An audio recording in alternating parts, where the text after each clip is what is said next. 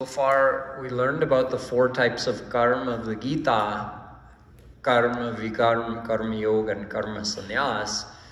And out of those 4, 2 keep you under maya, karma and vikarma, and 2 result in freedom from maya and the attainment of God realization, the attainment of perfect happiness. That is karma yoga and karma sannyas. Both of those give that ultimate attainment.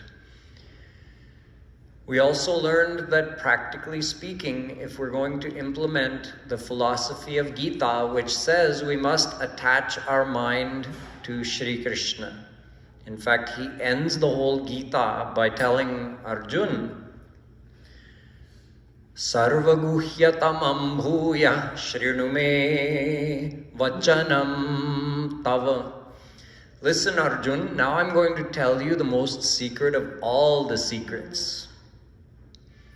Sarvaguhyatamam, the most secret thing. What is it? Manmana bhava madbhakto madhyaji mam namaskuru mame vaishyasi satyam te pratijane priyosi me. So simple. Give your mind to me and you will come to me. You will attain me, you will stay with me. So, give your mind to me means attach your mind to me. Therefore, the essence of all the teachings is attach your mind to God. That's it. So how to do it? We have to implement both karma yoga and karma sannyas. It's not that we choose between one or the other. Both have to be implemented in our life. So I explained to you yesterday that karma sannyas, that time in your day, is classified as karma sannyas when you are dedicating time 100% to God. You've ceased all other activities and now you are focusing your mind 100% on God. That could be what you're doing now, which we call shravan. You're listening to the philosophy about God. You could also listen to the leelas of God. That is shravan. Or you could do smaran. Smaran means focused remembrance by practicing Roop Dhyan. So right now you're not doing Roop Dhyan, right? You're not doing a detailed visualization of Shri Krishna, but you are absorbing your mind in philosophy related to Shri Krishna. That is Shravana Bhakti. But pure Smarana Bhakti is done with meditation. And how do you do that? I told you, you do Roop Dhyan. You meditate on the form of Shri Krishna. You can also think of his leelas. You can think of his divine abode. You can think of his divine associates, his Jan. So you have this Naam, Roop, Leela, Guna, Dham, Jan. These 6 things are all different facets of God himself. If we faithfully do smaran of any of them, we are joining our mind to God. And the more we join our mind to God, the more our mind purifies. So it means our only job is to purify our mind. God and Guru can give us God realization this instant. Then why don't they? Why can't they? They're waiting for the patra to be ready. The patra means the receptacle, the vessel into which you can receive their divine grace. The ultimate divine grace brings with it unlimited divine bliss. That unlimited divine bliss has unlimited potency that can only stay in a fit vessel. Just like they say that a tigress's milk will only stay fresh in a golden bowl. No other type of metal will keep it fresh. So the receptacle has to be correct. The receptacle has to be qualified at that level. Similarly, that divine bliss will only stay in a divine mind, not a Mayic mind. Thus, our work is purify our mind by attaching it to God's Naam, Roop, Leela, Guna, Dham, Jan. Attaching it to means just think of. Faithfully remember, do smaran. That gradually purifies the mind. As the mind purifies, we get closer and closer to being qualified. When our mind is 100% purified, through the Guru, we receive God's special power called Swarup Shakti. That Swarup Shakti makes our mind divine. Then into our divine mind, we get that divine bliss. And the Mayic bondage is also eliminated forever. This is why attaching the mind to God is required. It's the only requirement on the path. Therefore, we have to practice doing this attachment of the mind. This is called karma sannyas, when we leave all other activities and only join our mind with God. This Roop Dhyan is something we already know how to do. It doesn't take a lot of deep intellectual understanding. If I tell you, think of your mother, doesn't her face or her form automatically pop into your mind's eye? You're imagining your mother automatically. Are you correctly imagining every detail of your mother's face? No. Nobody, even if they look at somebody 1 trillion times, can correctly imagine every aspect and every detail of their nose, eyes, cheeks, ears, hair. Even if you try, you'll say, oh, no, I'm not sure. Is that like that or like that? We kind of have a general idea what our mother looks like. We never look with that much attention to detail. So if someone argues, well, then you're not thinking of your mother. No, but you are. Because God counts your intention as the action. If you're lovingly remembering your mother, but the face is not exactly right, but you're thinking about her deeply in your heart, she's my mother, I love her. God is keeping track of that you're thinking of your mother. He didn't say, oh no, you didn't get her nose right. That doesn't count as thinking of your mother. He's noting down this person is thinking of their mother because that is their intention. That is where their mind is attached, in their mother. When we do, this is actually Roop Dhyan. That is the very description of Roop Dhyan. Therefore, we are very practiced at doing Roop Dhyan, but we have always done it for people of the world. And that is how we build our attachment to worldly people and worldly things, through this Chintan ki dhara. This repetitive thinking about a person or a thing develops attachment to it.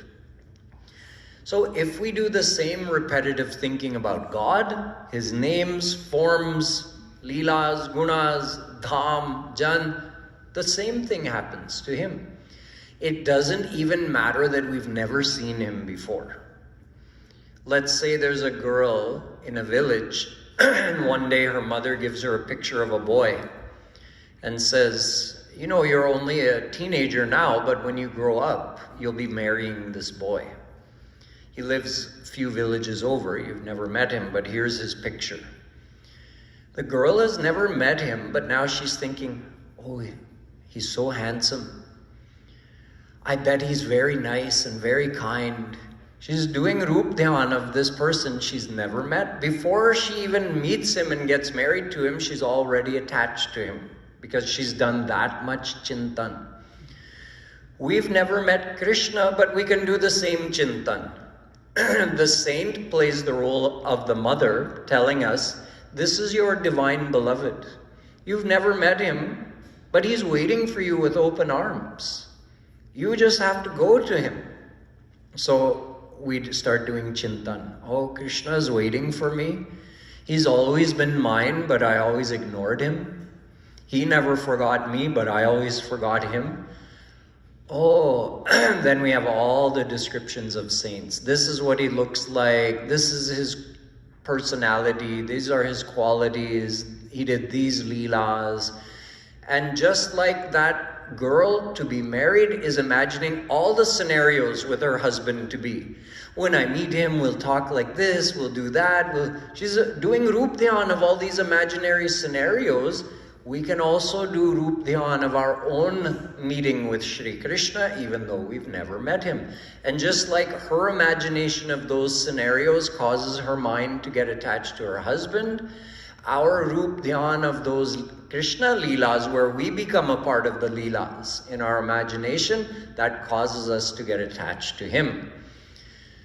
When we get attached in the world, we're actually strengthening our Mayic bondage. And when we get attached to Shri Krishna, we're loosening that bondage and we're purifying our mind. Because Krishna, his names, forms, leelas, gunas, abodes, and divine associates are divine, divinely pure. So just like a fire purifies whatever touches it, you can throw the dirtiest of dirty things in a fire, and what happens? The fire gives its own form to that thing. The fire makes that thing one with it. It attains the form of fire. In other words, it becomes pure, like the fire. Similarly, no matter how impure our mind is, when we attach it to God, our mind gets purified. That is the very nature of God. Just like fire purifies whatever touches it, God purifies whatever touches him. And in this case, touching means bringing God into our mind. When we're remembering him, then the mind is getting purified. When we're doing Roop Dhyan, our mind is getting purified. So this is the necessity of practicing this Roop Dhyan. According to Brahma Sutra, Asina Sambhavat Achalatvam Chapeksha Dhyana Cha Smarati Cha. You have to practice this meditation where you cease all other activities and you only think of God. And when you do it, you should sit. Asina Sambhavat. But that doesn't mean you have to sit in lotus posture with your legs turned up and holding your fingers in a certain way, or even that you have to sit on the ground. It just means sit still so you're not involved in any other activity.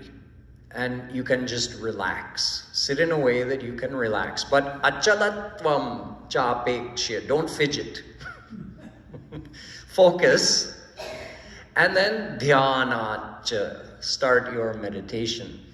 Now, this bhakti style of meditation is on God, right?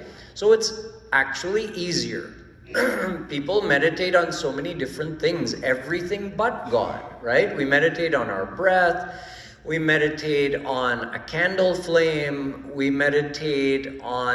try to think of nothing. Okay, what if we could think of nothing? Is nothing, okay, if you're thinking of nothing, you definitely have peace of mind. But is nothing of equal value as God?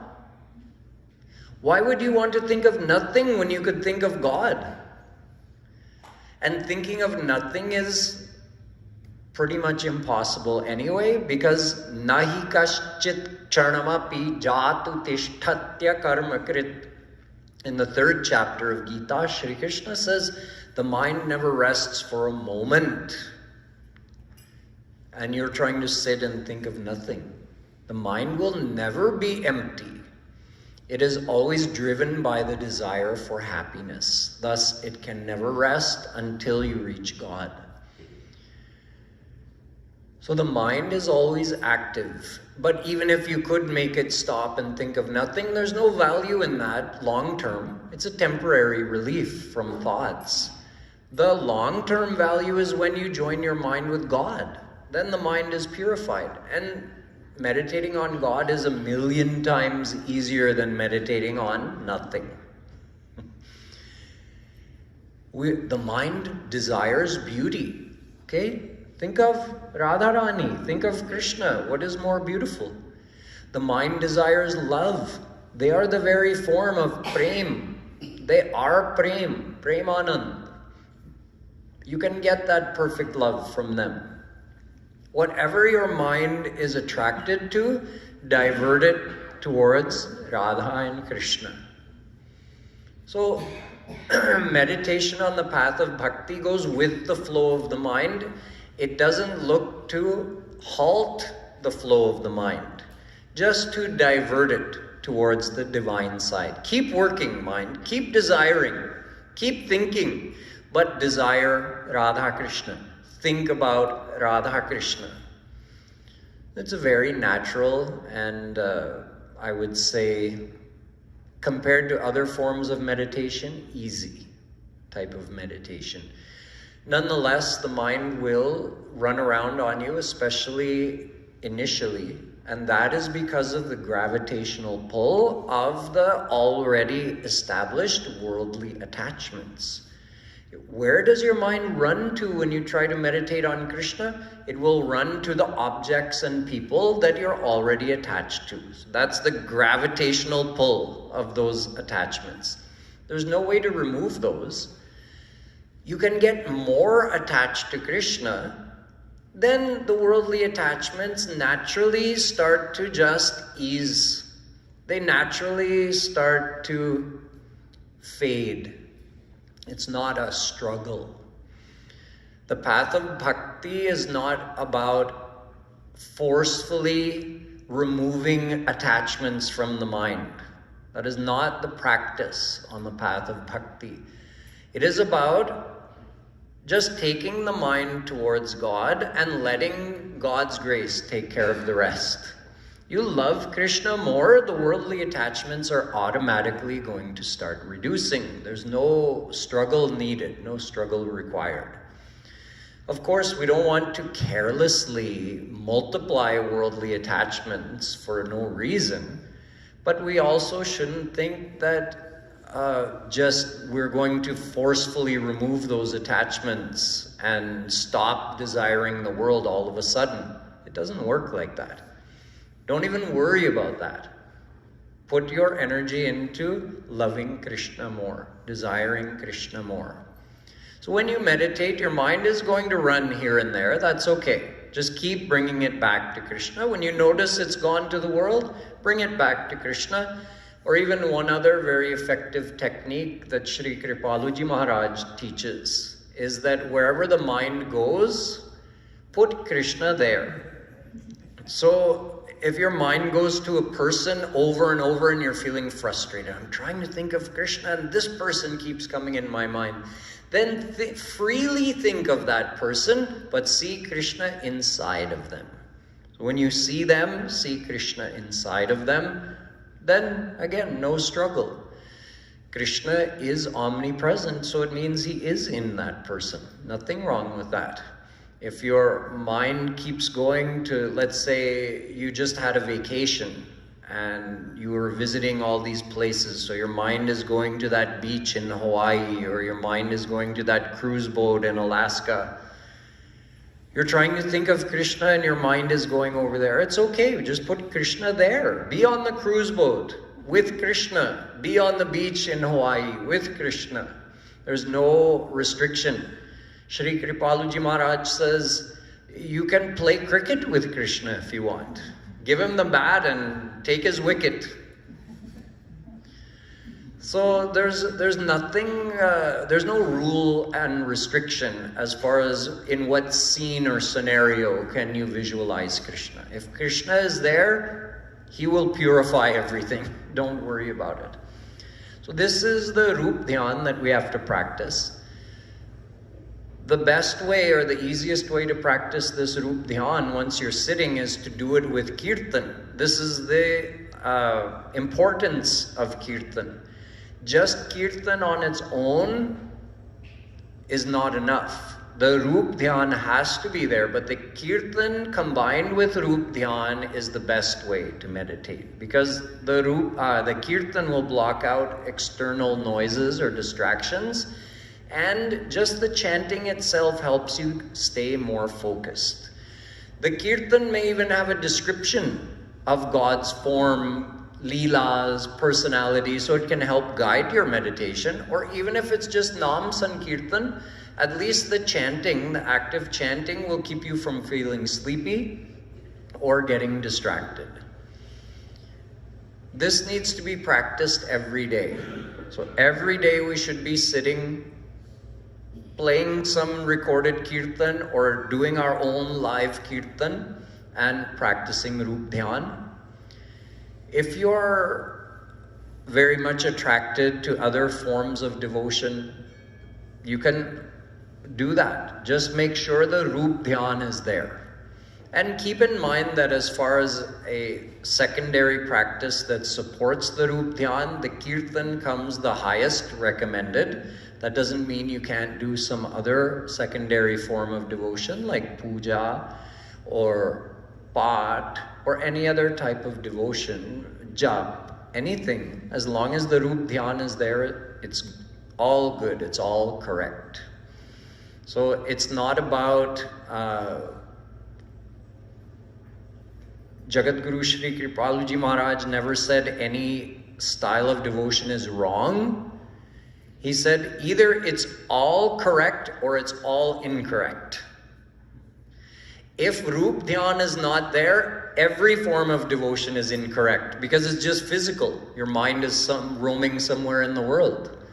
And if Rup Dhyan is there, any form of devotion is correct. You couldn't say anything is wrong. He gives an example when he was a boy, 16-year-old boy. He was walking through the jungles beyond the Sharbhanga ashram in Madhya Pradesh. And he came upon an very old devotee of Shri Krishna, a Babaji, who was sitting outside his hut. Maharaji later related this story. He was sitting outside his hut on the ground, watching the path that led to his hut, like Shabari would have done, waiting for Shri Krishna to come. And he had just a shard of mirror, just like a broken piece of mirror he could see a little bit of himself in. And he had a piece of a comb, a broken piece of comb. He had matted hair and a tangled beard. But he was trying to comb his beard and comb his hair. Maharaji was watching him from afar. He didn't know Maharaji was there. And Maharaji was wondering, what is he doing? But he would be combing for a little while and then he would look very excited and he would say, Ha Krishna, and he would actually fall unconscious due to the excitement. And when he regained consciousness, he would again pick up the comb and the mirror and he would try to straighten out his hair and his beard. And again, out of excitement to meet Krishna, he would faint.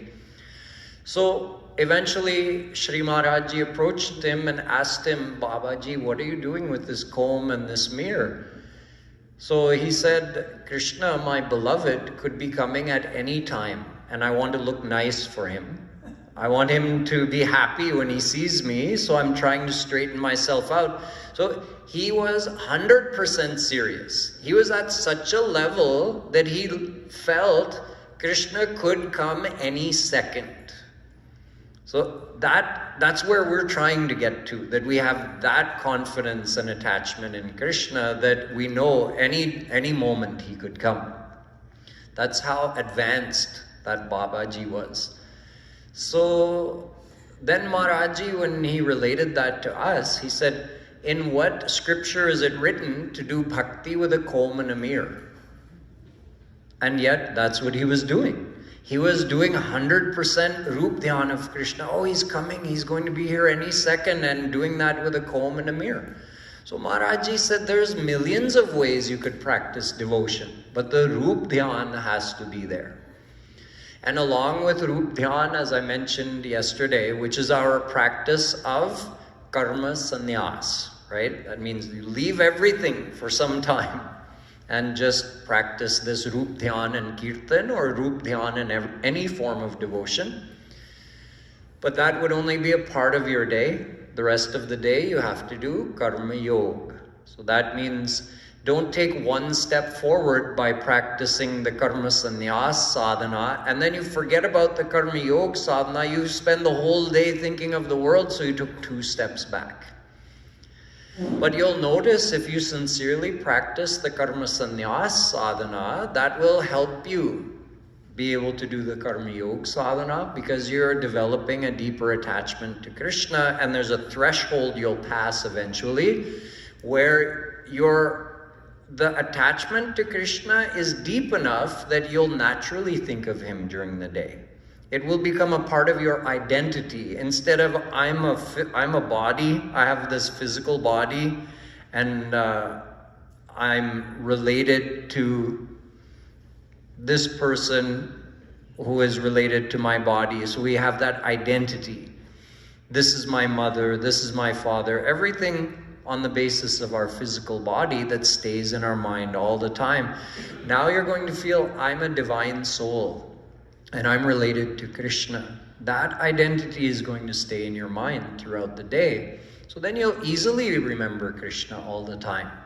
But until we get to that point, we have to keep practicing karma sannyas every day, and during the rest of the time we implement the 2 techniques that I shared with you yesterday. The intermittent remembrance of Shri Krishna, just for a couple of moments, without even doing detailed Rup Dhyan. You just remind yourself that he's here with me. And the other one being the Radhe breathing, where we use the repetition of Radhe name to fill those times in our day where our mind could wander. And when it wanders on its own, it always goes to negative things or to worldly things. So you give it something productive to do. You let it remember Radhe name with your breathing. So with these 2 techniques and the Rup Dhyan, we can easily progress on this path. It is not difficult. It's a matter of just like implementing a new diet in order to lose weight. We want to purify our mind, so we have to implement some of these spiritual practices in our life, and then we start reaping the benefits. There's one other important ingredient in all of this. The catalyst for real progress is the grace of a God-realized saint. This is why all the scriptures say that God realization is not possible without the help of a God-realized saint. In fact, even bhakti cannot be practiced.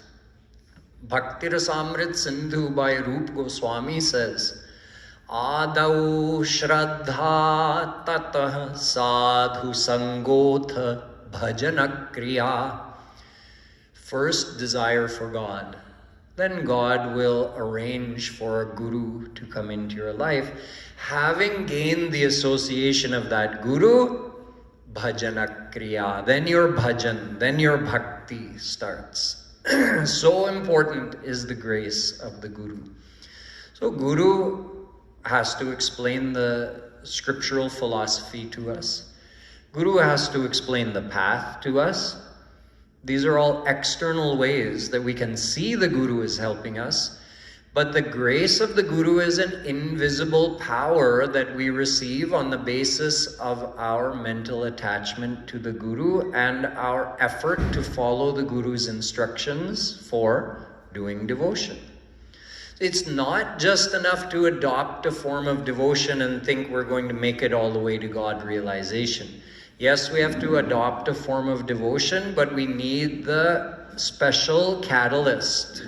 That Guru's grace is the special required ingredient that makes the whole thing work.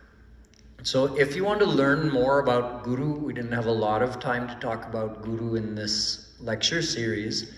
Jagat Guru Shri Kripaluji Maharaj's book, Prem Ras Siddhant, has a whole chapter, a long chapter called Mahapurush, the saint. In that he describes, according to our scriptures, what is the definition of a saint? What are the qualities and characteristics of a true saint, a true guru? How can we recognize a true guru? And how can you recognize someone who's pretending to be a guru? And what is the benefit that we have to receive from the Guru? And having recognized that benefit, we can also recognize that this is a true Guru. All of that is described in this chapter. So in fact, all the points that I've covered this week come directly out of this Prem Ras Siddhant book. So if you want to learn more and you want to just get direct knowledge from a true Guru like Sri Kripaluji Maharaj, then you can read that book, and through that you'll establish a direct connection with him. You can do the same thing through his YouTube channel.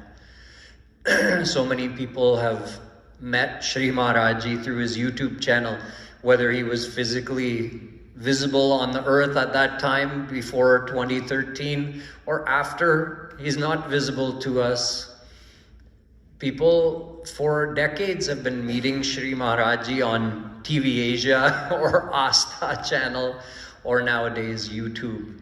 So you can actually, the God and Guru are not restricted by distance and all these things. So if you just from your heart want to make that connection, you can even do it through watching one of his recorded lectures on YouTube. So I would highly recommend subscribing to his YouTube channel. The QR code that you can scan is out on the book table as well. There are a couple of flyers there that you can scan and then subscribe to get the notifications for his YouTube channel. So, and this is where I'll wrap up this explanation of the 4 types of karma of the Gita. And we'll take a few minutes now for anyone who wants to ask any questions, and then we'll finish with some kirtan.